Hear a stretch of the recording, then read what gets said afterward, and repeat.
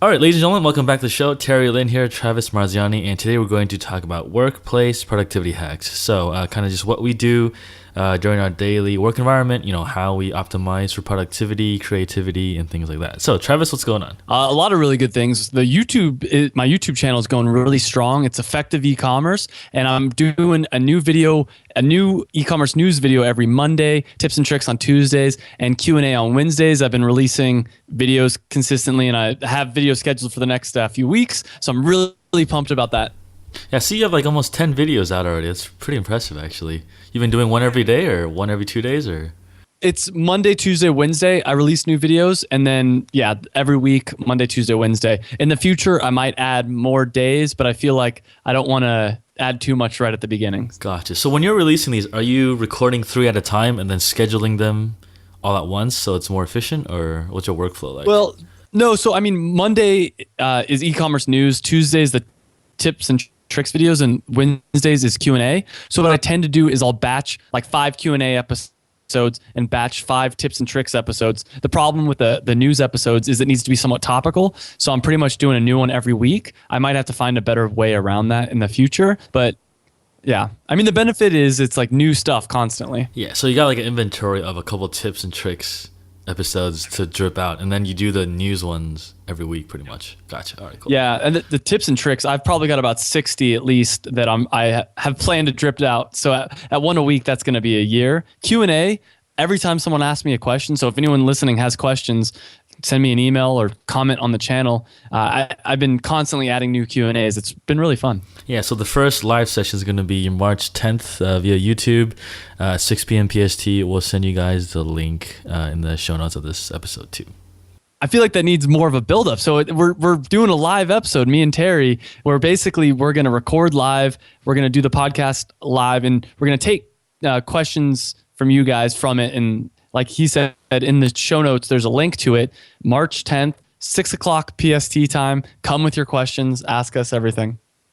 Yeah, alrighty. So I guess for me, so I visited the supplier. We had a meeting. I gave him some samples and then told him what I want. And it was a little too expensive to kind of move forward. So I realized at the current price point I have of 39, it's going to be fairly capital intensive. Based on kind of moving everything to the US and just to like get it scaled up bigger. So kind of TBD on the next steps for this too. So kind of a big question mark. And this is for which project? For the wallets. Okay. Yeah. So this is for regulated. I think for our other thing that we kind of talked about privately, I still gotta ask for that separate kind of leather to see how that works out too. So. Gotcha. Yep. So that's about it. All right. So let's get into this episode then. Workplace productivity hacks. So number 1, separate computers for work and play. So why is this one? Yeah, I've heard this from a lot of people, and the problem is it can be a little bit cost prohibitive for a lot of people. So what I found I did is I have one computer that's like a desktop computer, and we'll talk about it in later in these tips. But basically, I have 3 screens going on. That's my one computer. That's for work. When I'm on that computer, it's only work. There's no BS. I've blocked Facebook. I have it unblocked right now because I was doing some Facebook ads, but I've got to change that back. I've basically, that's my work computer. So I know when I'm sitting down at that computer, there's nothing but work happening. And then I have a laptop as well, where it's my fun computer. So I know that either I'm in work mode when I'm on this computer or play mode when I'm on the other computer, and it works really well because your brain knows, oh, it's work time or oh, it's play time. And I've even stopped myself. Like if I have to go answer like something on Facebook, I'll step away from my one computer and go actually physically over to my other computer to do it. Gotcha. Yeah, I started doing this too. We had a friend that closed down his office here just because he was moving back to the US, and then I picked up a Mac Mini for $200 basically. So, and then you just tagged on 2 screens, and then you kind of have a separate workstation. So if you're looking for like an Apple solution, Mac Mini is probably the way to go because it's just like a little box, and then you just plug a monitor into it, and then it's kind of like a mobile desktop that you can use. Now you can't bring it around like a laptop, but if you just need something stationary, at home or something like that, it's probably the best solution cost wise, because the iMac start at like I think $1,500-$2,000. Yeah, so my play computer is actually a MacBook Air, and it's great for travel as well. Obviously, my big 3-screen desktop, I'm not going to be traveling with anytime soon. Yeah, exactly. And so that's probably the biggest one. And so actually, I didn't tell him, I started work at a co-working space. We share office with two friends, and so that's where the Mac Mini is parked. But we're going to talk more about co-working spaces later in this episode too.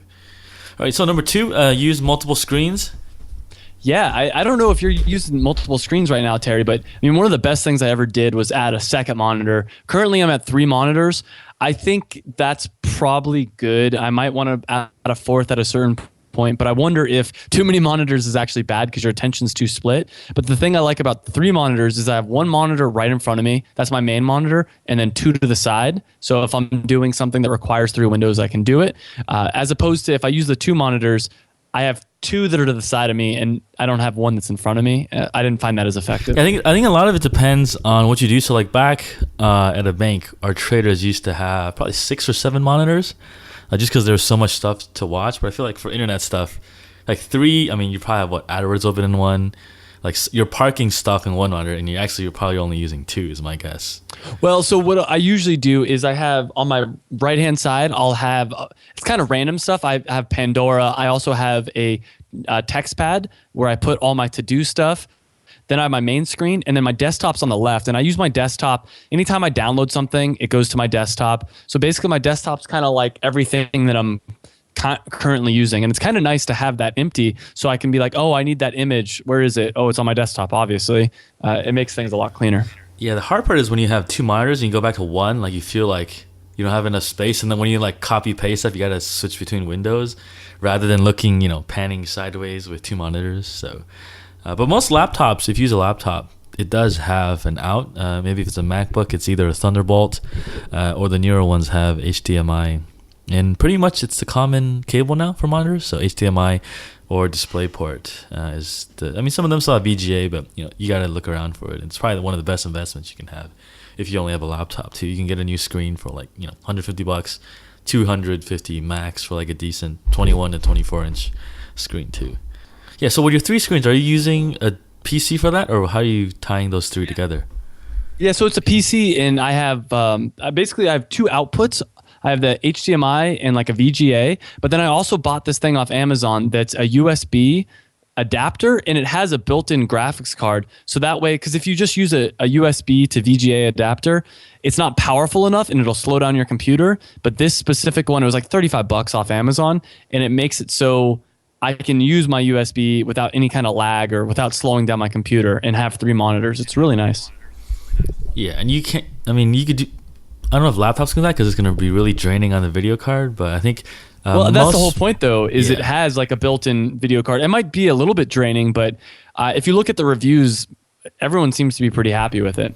Yeah, I think the newer MacBooks have 2 display outs, so you could use your laptop screen and 2 screens, but I think it's at least 2014, 2013 models that can do it. Like the old ones can't really do that too. All right, so multiple screens. That's kind of enough for that. Number 3, productivity time systems. What's the deal with this one? I'm a big fan of this. I noticed the days that I get a lot done, it's when I use my productivity system. And a lot of people talk about the Pomodoro technique. I'll let you talk about that in a second. But the one I use is 50 minutes on, 10 minutes off, 50 minutes on, and then like I'll have lunch or something. So it's 50, 10, 50, 20, 30-minute break. And I actually use, and I highly recommend doing this, kitchen timers. You can get them for like $250 off Amazon. And I set one is my work time. It's at 50 minutes all the time. I'm looking at it right now. And all I have to do is hit start, and it goes, and then eventually it beeps. And this serves 2 purposes. One, I've noticed before if I'm working and I start to get a little bit bored, if I look at the timer and there's still 10 minutes left, I'm like, all right, I got to keep working, no taking breaks. So it actually trains me to keep working through the boring part. And 2, sometimes I find myself kind of overthinking a problem, or kind of like, just stuck in this like loop of trying to figure something out. And my timer will go off, and I'm like, all right, well, it's time for a break. I deserve it. And I'll walk out, I'll take a little break. And by the time I come back, I'm like, duh, the answer was right in front of me the whole time. So it serves dual purposes. Yeah. So I think the Pomodoro is actually what you're doing already. It's just working for like X amount of minutes and then taking a break and then just doing that for like a whole day, basically.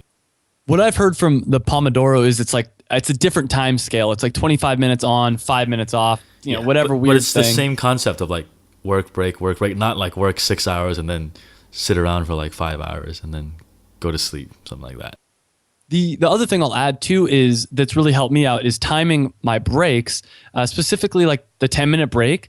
And and it sounds kind of weird, but there's something about knowing you have 10 minutes. It's okay. Just completely relax because you're going to get beeped. I find if I don't time it, I'm constantly like checking like, well, how long's my break been? So it's not ever like fully restorative. So it's nice to have both of those timers. Yeah. So what are your working hours like generally in a typical day? Is it like in the morning, afternoon, or do you split it between the whole day or? I'm for sure a morning person. I wake up, and we'll talk about this later as well, but I have my whole like morning success ritual, which I'll talk about later why I call it that. I have that takes about 2 hours, and then I work for 50 minutes, take a 10-minute break. I pretty much do the same 10-minute break every day. I go outside, go for a little walk, work for another 50 minutes. I take another break and probably have some kind of food, lunch, maybe some tea, work for 50 minutes, take a 10-minute break, work for 50 minutes again. And then at that point, depending on how I'm feeling, either I do 2 more work sessions or I go to the gym and come back and work. And it really depends. Yeah, I'm kind of similar to like I usually start around 8. I'll work till like 3, kind of on and off, have lunch in between. But then I need the afternoon, a few hours to kind of do some other stuff. And then I'll work at night again after dinner or something. I just feel like I'd rather split it up like that than to work like 12 hours straight because I think usually by that time your brain's fried by the last 10 hours and they're not as productive rather than taking a break and coming back to it later in the day too. Yeah, I guess one thing kind of on a different tangent is like music too. It's like, I guess everyone has different tastes, but I feel like if you find something that doesn't have a lot of lyrics, it's not as distracting. Because if you're listening to like say Metallica or whatever rock music where someone's singing, like since you speak English, like your brain almost subconsciously listens to that, and it's kind of distracting. I disagree.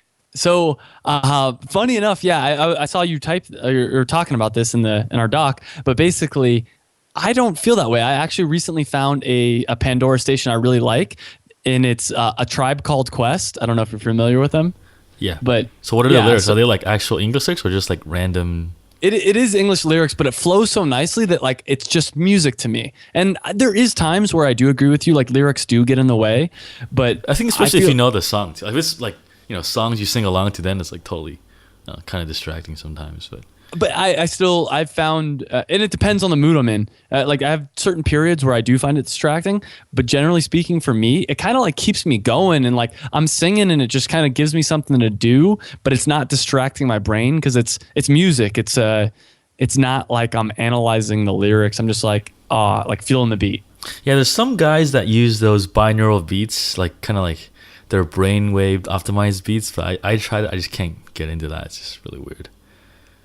Yeah. All right. So number 4, social media blockers. This is obvious. Social media wastes a lot of time, especially Facebook. Like you're trying to do Facebook ads, and then a message pops up, and you're like, oh crap! Like I gotta, ignore this, or like you see that, or you stare at that red notification icon on the top, and your brain wants to click it, but you gotta block it. So, a couple tools. I guess one is rescue time. Rescue time. So this breaks down kind of how you're using different applications on your computer. So every week they'll send you a report like, hey, you were on Google Chrome for 10% of the time, Facebook, social media for like 30%, and then like YouTube or like video players for like another thing too. So it'll send you a report of like where you're breaking out, and you can kind of figure out like, all right, I'm wasting too much time here, I should block this there, and kind of gives you a way to start doing that.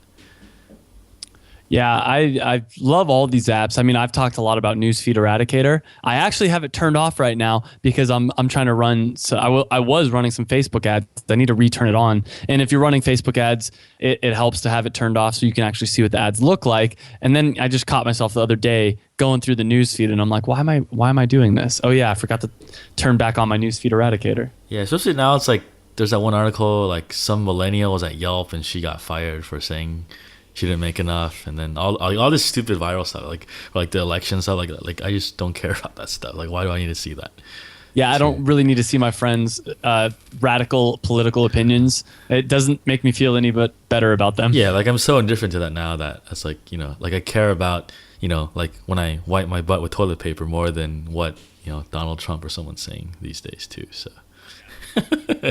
Yeah, so another software before we get off to topic, Antisocial. So I've talked about this a couple times. This software actually hard blocks your internet connection for a certain amount of time. So you can say, hey, between 9 a.m. to 9 p.m., block Facebook, and you absolutely can't access it unless you reset your computer. So like if you're not doing like social media ads, it's a pretty good hard block. And then you'll see yourself, like if you do it, you'll try to like visit these pages, and then it takes you like probably like an hour for your brain to realize that, all right, it's blocked, so stop trying to check this page. Because it's funny when you do it and then you're like, oh, it's blocked, and then you're like, all right, I should focus on my work again too.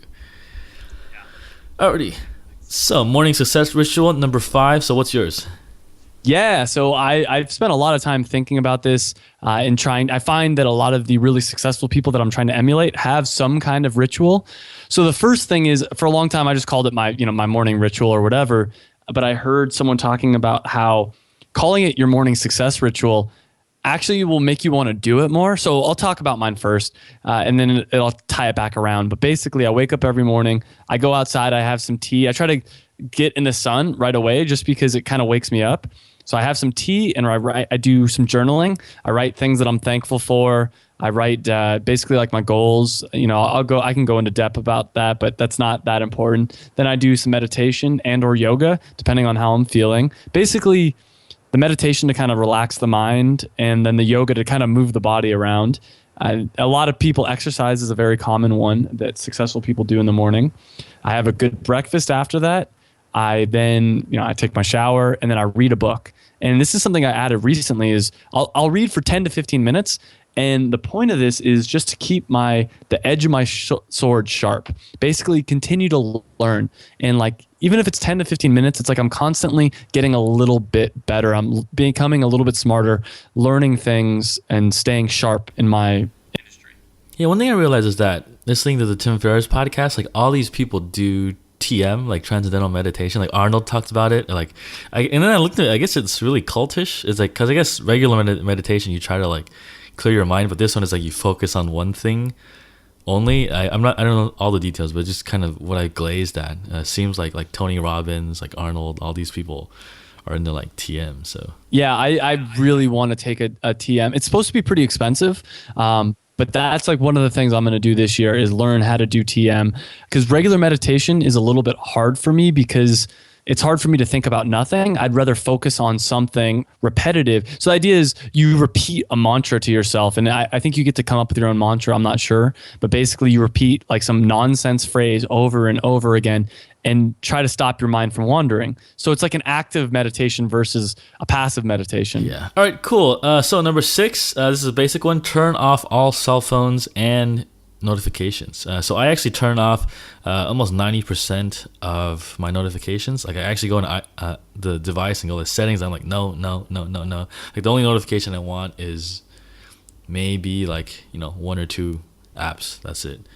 Like even Facebook Messenger, I turn that off because it's just so annoying when like people add you to groups and then, it starts getting rowdy. People start posting stupid stuff. You get all these notifications. It's just a waste of time. Same. I turn off all those. I mean, it's funny. I just got a new phone and you realize how many notifications normal people like that don't do this get, because you get a new phone and it's all automatically set to, allow notifications. And it's like, oh my God, like why does this app need to give me a notification about something so dumb?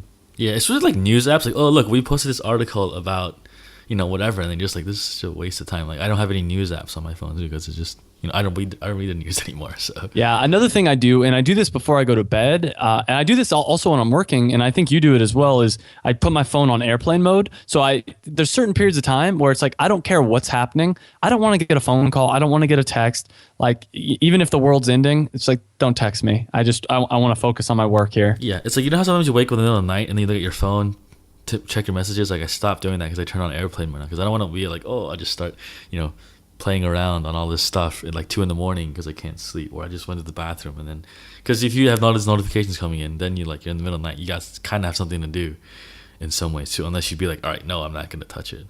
So you might as well just block it. Yeah, no, I heard on a podcast that that's actually really common. Is like, I forget what the number he said, but people on average check their phone twice a night or something like that, check their email, whatever. And I don't ever do that. And I can't imagine, like, I just, if I was doing that, I don't feel like I'd ever get rest, because it's like you need that dopamine hit of checking your next email and whatever it is. Yeah. Although one thing that's cool is that when you get payment notifications, those are probably one of the few I let go through, just because, It's always a good notification to get. I think that's even. Oh, I think that's, to be honest, I think that's just as bad, if not worse. It's like playing the lottery constantly. Like I hate getting those kind of notifications. I try to stop myself from checking my website as much as possible, because it's just like, it's really like playing the lottery. It's like, oh, I'm gonna be happy if I get one. I'm gonna be sad if I don't. But I mean, I guess you have a different opinion.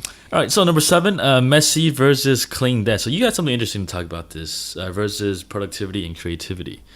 Yeah, there's actually been a good amount of studies done on this. And for productivity, you want a really clean desk. You want, nothing out of place, everything, which makes sense. But the studies have actually said that if you want creativity, it's okay to let things get messy. And you can kind of imagine this. I mean, you think of like the scientist, the mad scientist, it's kind of his whole space is really messy. I mean, he knows where everything is, but you look and it's like, whoa, there's so much stuff. And the idea is it kind of helps spark the brain. It helps spark different neural connections within the brain. So that's my take. Maybe that's why like every artist type of person you see, they're like their desks and everything is super messy, and like their lives kind of like messy in some ways, I guess. Or Yeah, I'm not sure of the logic behind it, but I will say that I find for myself, I've been trying to make my bed and keep my room clean. So like every morning, that's actually another part I didn't talk about in my morning success ritual, is I put everything away. So any clothes I have on the floor, I put those away. So when I look at my room, it's like it's clean, and I'm happy. There's no kind of like nagging, oh, I should really clean my room. It's just like everything's nice and orderly. All right, so number 8, co-working spaces. So you work from home, right? But you live with a bunch of guys that are doing YouTube too now, or what's the deal? Yeah, so I'm working at home, and a lot of the other, it's cool because a lot of the people here, they also work here, and so I can go out sometimes to get some food and talk and have a good conversation with someone. Same thing like at night.